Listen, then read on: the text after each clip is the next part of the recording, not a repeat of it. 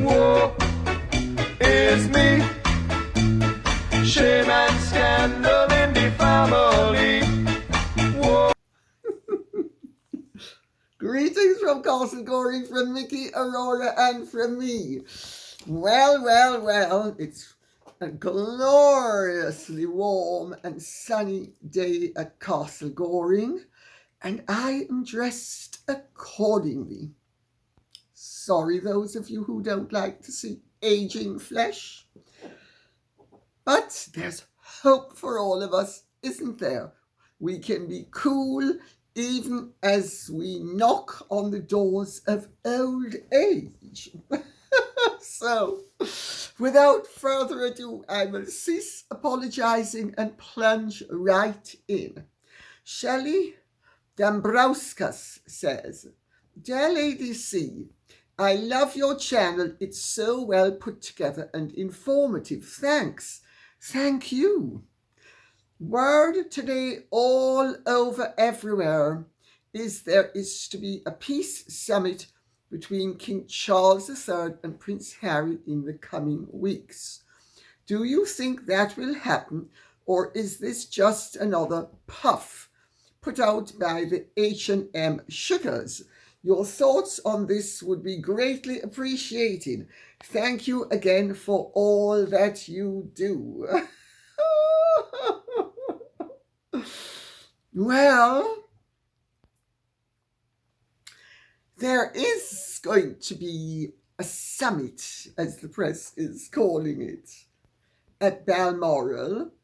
And I will get to that, I think, a little later, because I think it is addressed below, so in a slightly different form. So I won't address that as a part of this question. But the two overlap, because the fact of the matter is, I have been hearing yet again from very reliable sources in the last day or two or three or four, from more than one reliable source, that all is definitely not well in California, and there is hope that at least one person will be allowed to escape from Stockholm. Let's put it that way. So, is there going to be a coming summit with Harry and the King? Use your brain and think of the math and think of the details.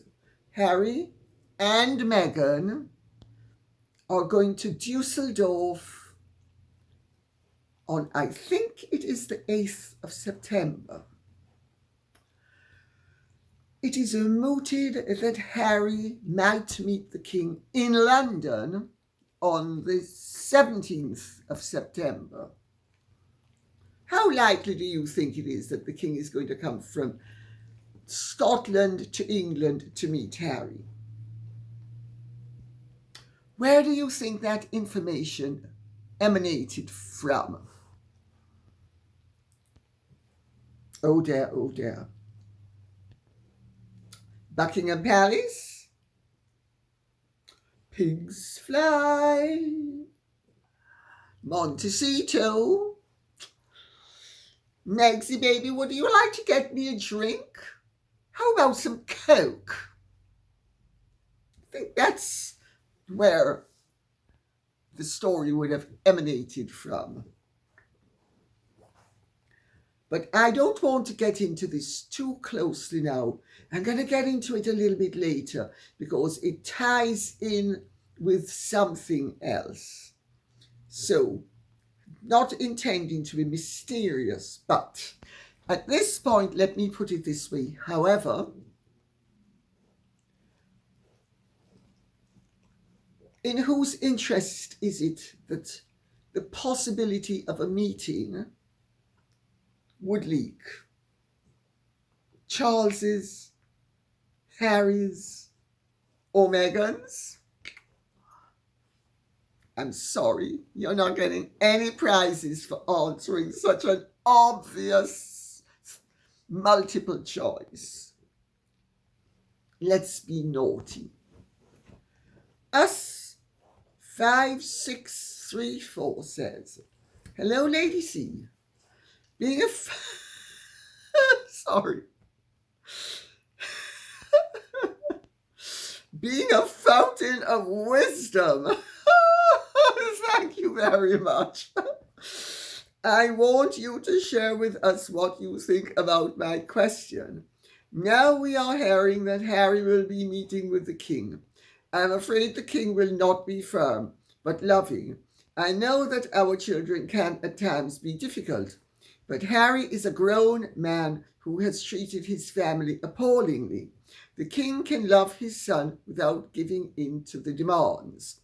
I believe Harry is willing to meet because he wants something, probably money, with the possibility of seeing his grandchildren. I realize the king wants Harry to be a loving son and give him the opportunity to see his grandchildren. But until Meghan is in the rearview mirror, there can be no true reconciliation, sorry. It's just more grifting. Please share your thoughts. Thank you. Well, my thoughts are that there is a decided school of thought emanating from a very well-informed quarters that Harry and Meghan are in danger of not making the long haul. Let's put it that way. I mean, I don't want to tell you exactly what I've been told because I've now been told things from two very well-informed sources in the last few days that dovetail with each other. But I want to be careful what I say. If Harry's marriage to Meghan is in as bad shape as I am being told it is by people who are extremely well informed and will have been informed by Harry, let's put it that way, or by people who are trustworthy, who know Harry well. The consideration becomes, it needs to be, the whole matter needs to be treated with the respect that is due to it. I don't think it should come as a shock to anybody that Harry is viewed by many people as being an addict, a drug addict, and a Meghan addict. Well, you know what they say in AA and Al-Anon. No alcoholic ever gives up the bottle until the pain of drinking becomes greater than the pain of not drinking. If Harry is at the stage where he is ready to give up his substance, the main one having been Meghan, people have to take the view if they care about him, and people do care about him. Certainly, I don't think I would be speaking out of turn to say that his father cares about him. Any father who loves his son cares about him, especially when there are dangers attached that are national, international, and life changing to an extent where they could be life-threatening in terms of what somebody might embark upon in a moment of despair, which I think is becoming less and less likely, by the way. My reading on the situation is that the fighter in Harry is coming to the fore, and therefore the original fear of the royal family, which I included in my book Meghan and Harry, the real story, is not going to materialize. Fingers crossed. But Harry is an addict. If you are, at least that is the view of people who know him very well. Addiction is regarded nowadays as a disease. It's not regarded as an evil, it's regarded as a disease. It is regarded as a disease that when people are in the grips of their addiction, they do destructive things. So when they look as if they're going to turn their lives around, they are not treated as if they have committed irretrievably dreadful sins for which they should be punished, but as if they have fallen off the track and they need help to get back on the track. And what they did while they were under the influence of whatever substance it was, whether it was drink, drugs, or what is regarded as a malevolent influence by another human being,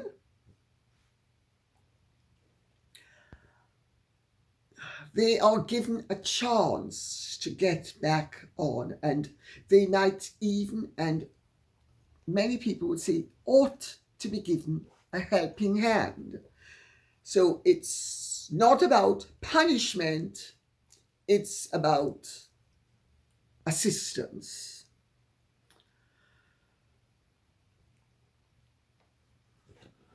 I'm trying to tie this up because I want to get on to the next matter, which also relates to all of this. So if Charles wishes to be loving and employ, which I think he has been doing. Now, I'm a dab hand at the 12-step program, and I think Charles has been employing loving detachment, which is exactly what you should be doing when you are dealing with an addicted child. You know, people who are not emotionally involved might wish that everybody who is involved be more punitive than they are being. But I actually am in great favor of the principle of loving detachment in a situation such as this. And I think Charles has been exercising loving detachment. Loving detachment means that you do not accept the unacceptable, but you do not manipulate the situation to get the outcome you desire. You stand by lovingly. You are detached from the negativity. You are attached to love, and you let go and let God. And hopefully the loved one who is an addict will learn as he or she hits rock bottom. and nobody knows what someone else's rock bottom is, and you are strongly advised in the 12-step program not to try to engineer or create or manipulate the situation to achieve what you might regard as rock bottom. Because your rock bottom is not necessarily going to be their rock bottom. And the most effective way of helping an addict is to wait for him or her to hit rock bottom and want help and want to turn his or her life around. Baron Mulberry says, I've read there's a summit on the future of the royal family at Balmoral. The title of the summit suggests a lot without actually revealing anything. Such events would normally be scheduled long in advance, but this one has been called urgently. My spidey sense is tingling off the charts. Might I ask if the bongo drums from the direction of Balmoral Castle have relayed any news? You are always turned out so beautifully. Do you like to make purchases with input from stylists, or do you prefer to shop without them? Well, shall we start with the frivolities? The only stylist that I have ever listened to has been the great and fabled Anita Saunders, who is the widow of an old friend of mine and is herself an old friend of mine, and her son is a friend of my children. They all went to each other's birthday parties. She was married to Joseph Saunders, who was Diana's business manager and accountant. And she, for years, styled people at Harrods. She is the most amazing personal shopper that God put on this earth, and well acknowledged to be such in, shall we say, elevated circles. And we were together in Paris, and we were in a shop which was very well known, a very well known second-hand shop. And don't ask me how she did it, but she walked in and ferreted out the most amazing stuff that I still wouldn't have seen left up to my own devices. That is the full extent of my being influenced by stylists. Remember, I was a Dean's List student at the Fashion Institute. When I was 18 and 19 and 20, I was freelancing my designs to She and Abracadabra, which were the two chicest boutiques in New York in those days. I don't need anybody's advice. And even if I did need it, I'm not prepared to take it. It's as simple as that. I trust my judgment. And I like what I like. And in different situations, I have different criteria. And, you know, if it flops, I can only blame myself. That's not to say that I could not be improved by a great stylist. But I actually think your clothes should express your personality. And I have friends, for instance, Lady Henrietta Rouse, who has unique style. It's certainly not my style. But you know, it's her style and it's fabulous. There was Isabella Blow. Again, there's no way I would have been sailing around looking like Isabella. But I respected her right to style herself. And indeed, she styled loads of other people, and she was a muse for Julian MacDonald, I think it was, in Alexander McQueen, and bloody, bloody, blah. And so I hope that answers the question. Now we will plunge into the rather more serious matter.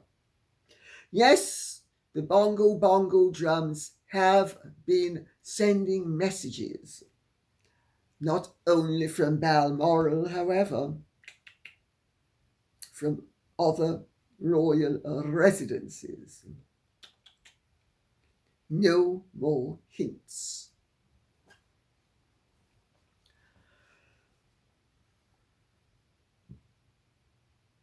There is the belief, whether it is true or not is a moot point, that Harry and Meghan's marriage is in huge trouble, that they spend little or no time together. The urgent meeting at Balmoral is not about the way forward primarily insofar as William and Catherine and the King and Queen and the Commonwealth are concerned, although those are issues which I am sure will be touched upon. And remember, there was the Way Forward Committee involving Prince Edward as well, and Princess Anne has her say. So, you know, it's a family business, and there are matters to be ironed out, and there are ways forward in terms of the Commonwealth and the tremendous damage that was done to the interests of the Crown within the Commonwealth as a result of Meghan and Harry's lies about racism in the royal family. That cannot be emphasized enough. And, you know, the fact that the Prince and Princess of Wales are going to be spearheading campaigns and be at the forefront of things. They are glamorous. They are very popular all over the world. They are much desired.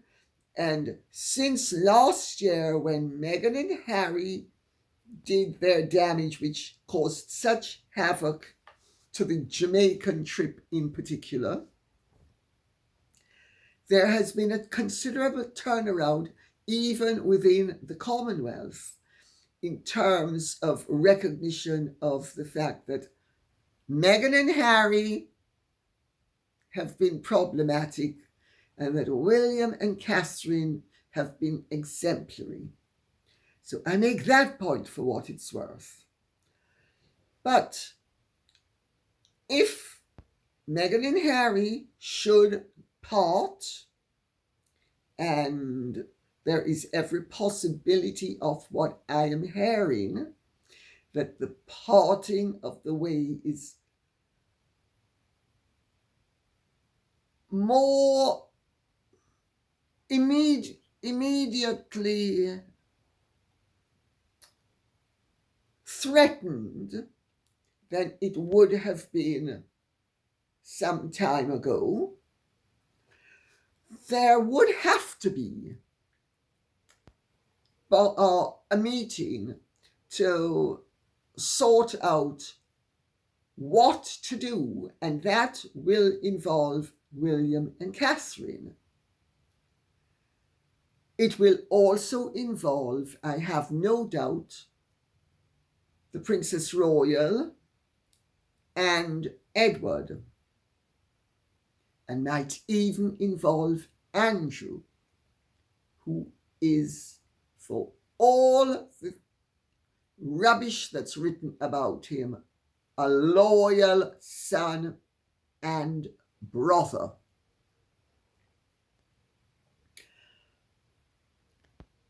Let us see what happens, because of what I am hearing, the real urgency, and it stands to reason that the urgency can't be what has been mooted, because none of it is urgent. You know, the fact that they are considering tours of Canada and Australia next year, that's not an urgency. And also, they can meet perfectly happily and thrash out certain things. But to meet in the privacy of their own home when they are all together, and if they're not all sleeping under the same roof, it doesn't matter. They are all on the same estate and accessible,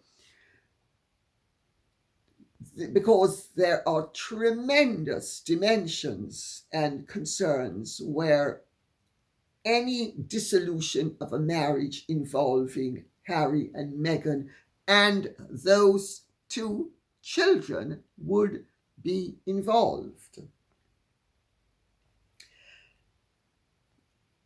The complexities are enormous.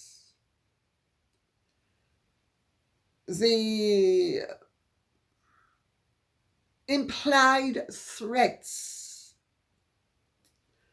to the equilibrium of the monarchy have to be noted and dealt with. But I will end by making this point before I go on to the next question. Take it from me, the aces are all held by the born royals. Meghan has no aces. Oh, I'm sure she thinks she has things that she can pretend are aces, but she has no aces. However, there are awkward situations that need to be dealt with, and if they are dealt with in a constructive manner, they hopefully avoid engulfing everyone in a conflagration of sensationalism that nobody wants, not even Meghan, who thinks that, to mix my metaphors now, the matches she holds, if she strikes them, will increase the fire. Yes, they will, but they will engulf her, because Meghan is the one who poured the petrol. Meghan is the one who created one of the main situations. Of course, when there are children involved, you also have to think of the interests and well-being of the children. And no responsible parent or grandparent would ever wish to see their children or grandchildren used at the top of a funeral pyre.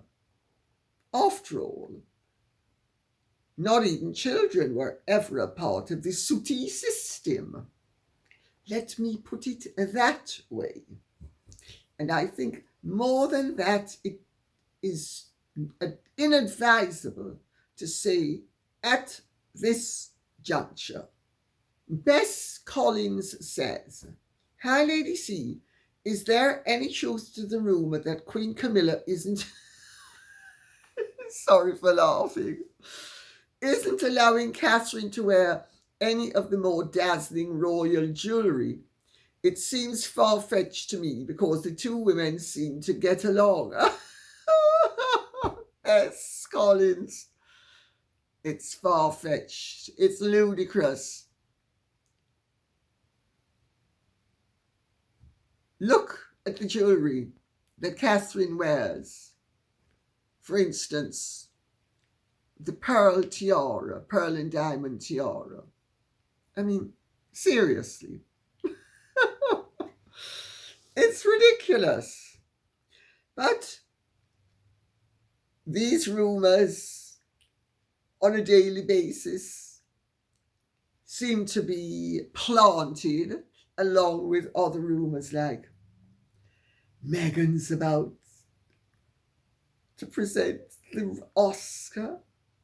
Meghan's going to Obama's birthday party. Meghan's going to be going to Serena Williams' party, etc., etc. Then there are the other nasty rumours that get planted. Oh, you know, it's really ominous that Catherine and William need to be watched because their marriage isn't as happy as ours. No, Mr. DeMille, it's not, you know. Do you know what they do? They go to the Chamleys. And we never go to the Chamleys. We don't need to go to the Chamleys. No, we are Romeo and Juliet. They don't deserve the throne, Mr. DeMille.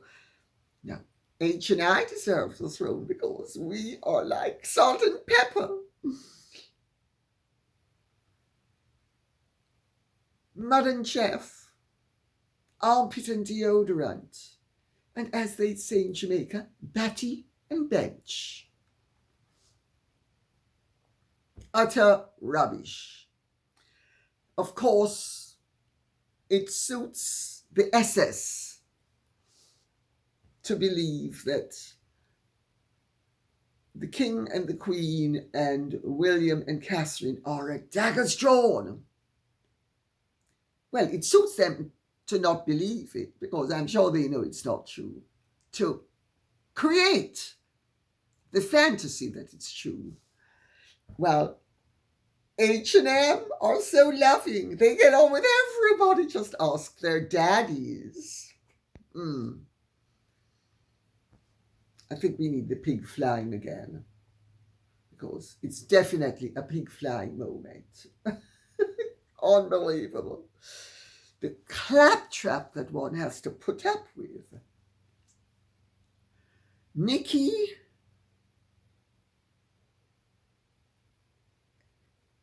E. Tala Parker says, "Hi, Lady C. Just wondered if you had heard the reported story that Harry will meet the King in London after Invictus is over. What do you think? Is it just more spin from the terrible two? Have a good day. You look lively today." I think it's most likely lovely, but anyway, maybe it's lively that I looked, well, whichever. Thank you very much for the compliment. I think I've answered it. And I will simply revisit it and say, how likely is it that the King would leave Balmoral to come to London to meet Harry, when Harry could go to Balmoral to meet the King? Do you see the ridiculousness of it all? Do you see the stupidity?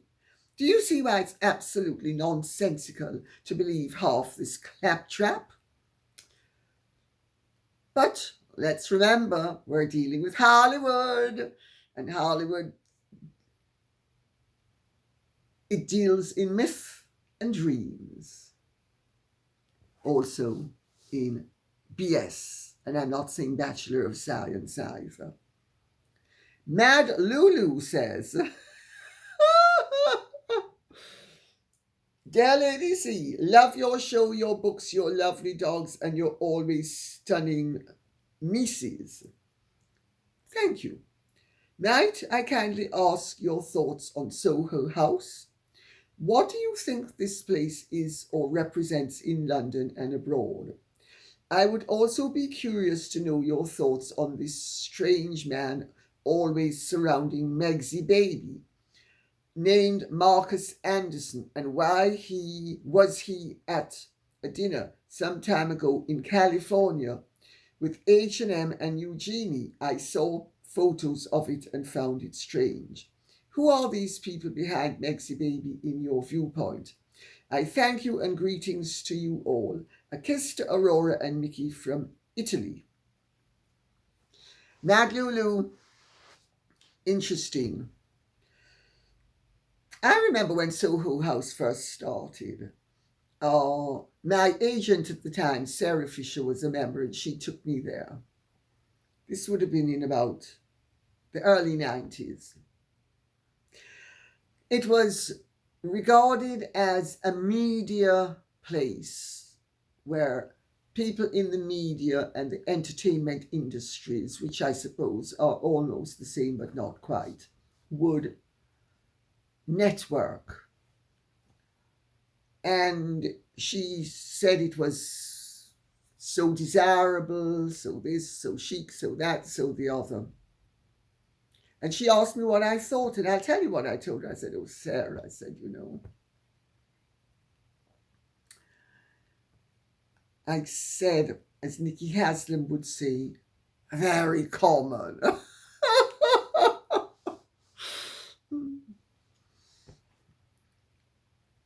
I've been a few times since. It's not my scene. It's all very showy and very, look how important we are, right? We've just risen. I'm just so great. I'm so important. I'm so fabulous. I'm just so wonderful enough. And so is everybody else who is at Soho House and is a member. Well, I come from a world where there are clubs that are regarded as desirable to possess membership, primarily men's clubs, where men would go to escape from their wives and families and sort of just be together. There was never the female equivalent.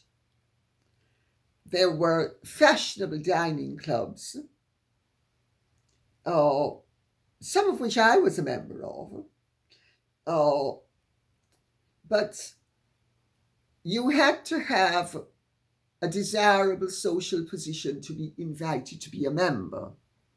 So your desirability wasn't hinged upon the fact that you were a member.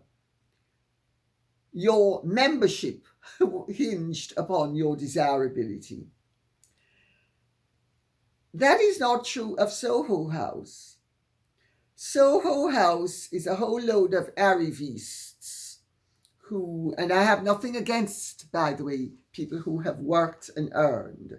I do have something against people who have, whether they have worked and earned or not, are pretentious and what I call pretentious pifflers.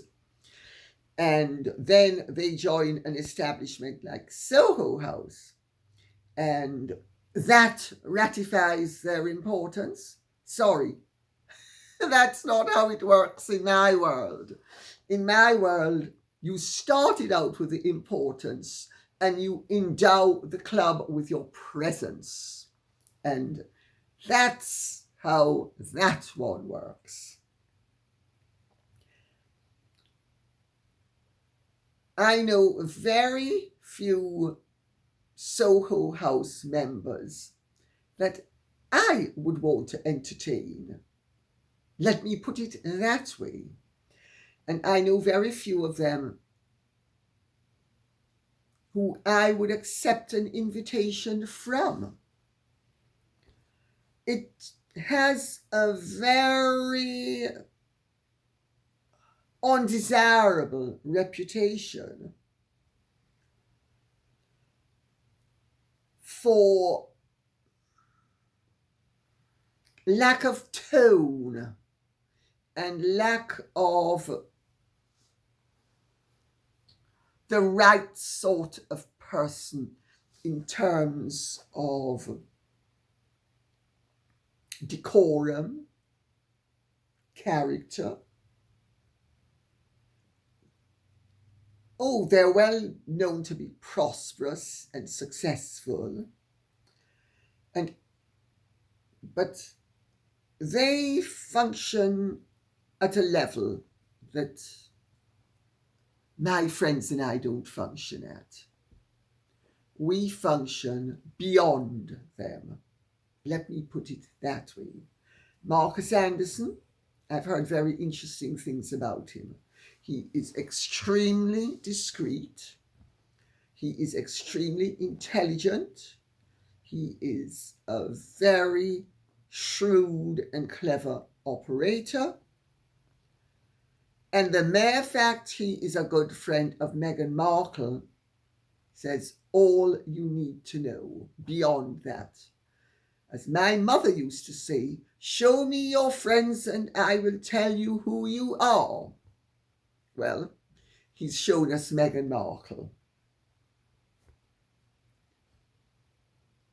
That's told me who he is. You know, I'm fortunate. I'm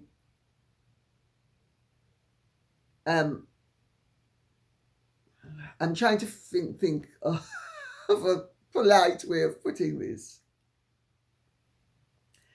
I don't need the ratification of Soho House. In fact, I would regard it as stepping 3 rungs down the ladder into the sewer that I will never step down into. But they think they're in a nice pool. Good for them. And Marcus Anderson is evidently quite the player and the power. Good luck to him. He's earned it all, and Soho House is extremely successful, and I have nothing against a networking company and a networking club and a networking enterprise that is functional and celebrates success and facilitates success.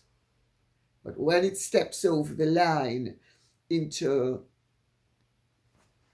I'm so classy, I've cocked my finger as I take tea, I think.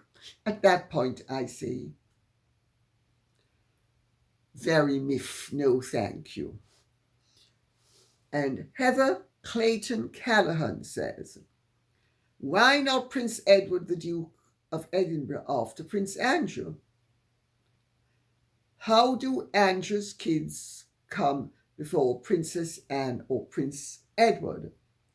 She is referring to the line of succession. The line of succession is not generational. It is primogeniture. It is first come, first served, and then that first comes first born, jumps and pushes the previous generation to one side. So when Charles was born, he was number 1, and he was always going to remain number 1. Princess Anne was number 2. She ceased to remain number 2 when Prince Andrew was born. Prince Edward was then born.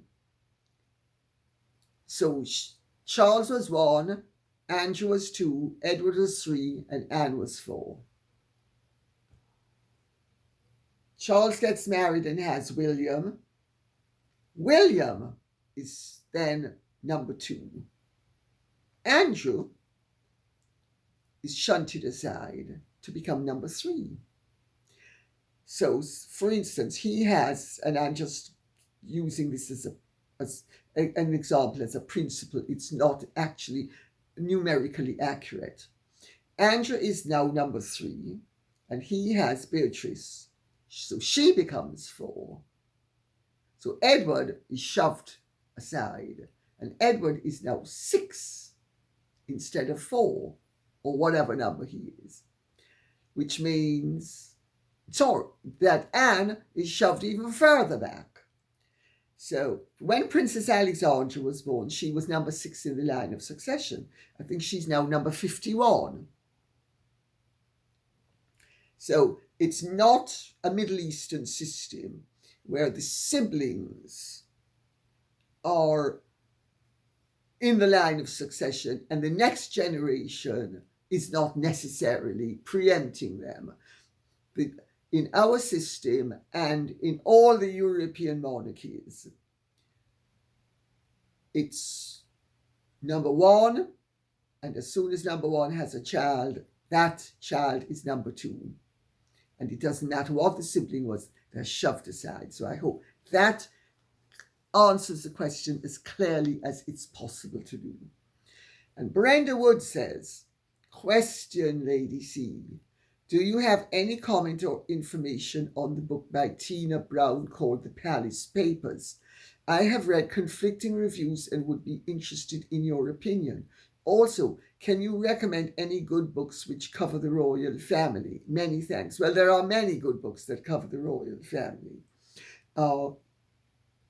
So I'm not sure I should recommend any because I might end up with knives in the back of my skull. So I'd better not mention any. But I will say The Palace Papers is a very sound journalistic exercise. Tina Brown is fundamentally a journalist, and she is a very successful journalist. She was the editor of the Tatler. She then went to New York and did Vanity Fair and the New Yorker and then the Daily Beast. And she is primarily a journalist and an editor. And she is very good at what she does. She collates information. She has a wide range of contacts, and she availed herself of all of them, and it is a very good, interesting, sound, solid, well-researched books. It has minor errors, as all books do.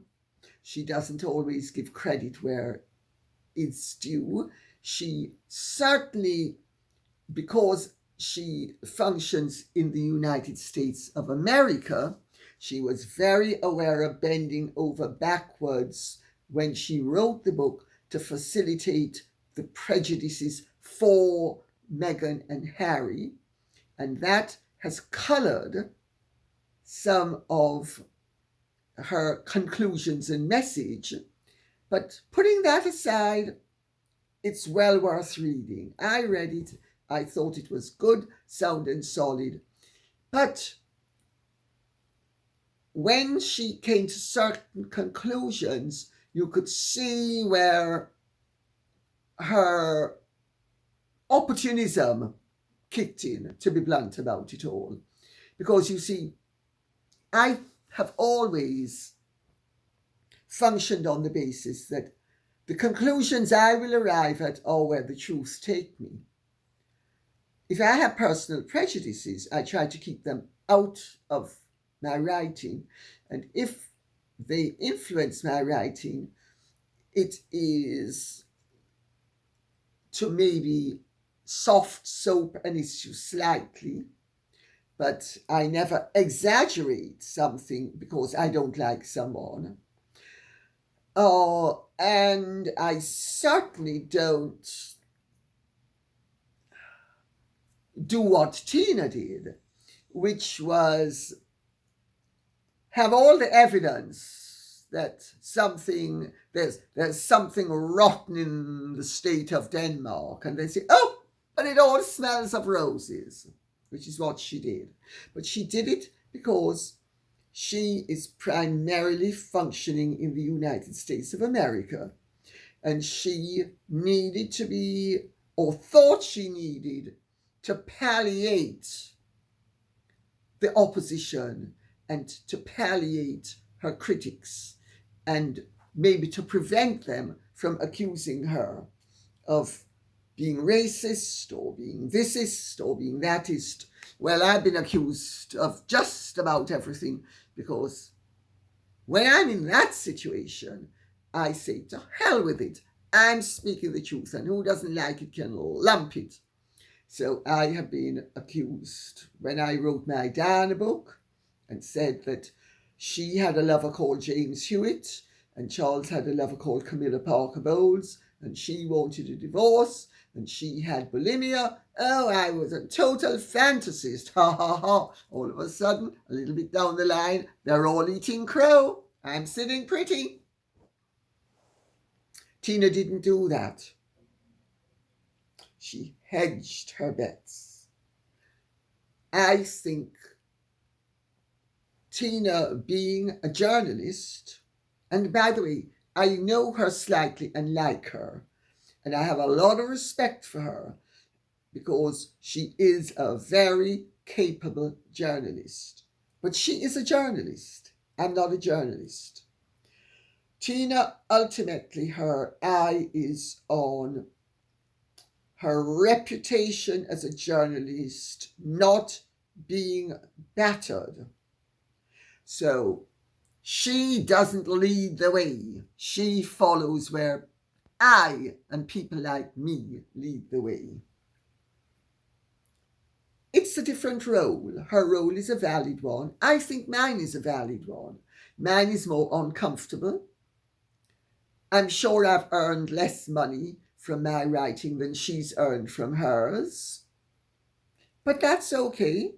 I wish her all the success she has. So I hope I've answered the question as truly and as fairly as I can possibly answer it. And on that note, I'll say thank you very much for listening. I hope this has been of some interest to you.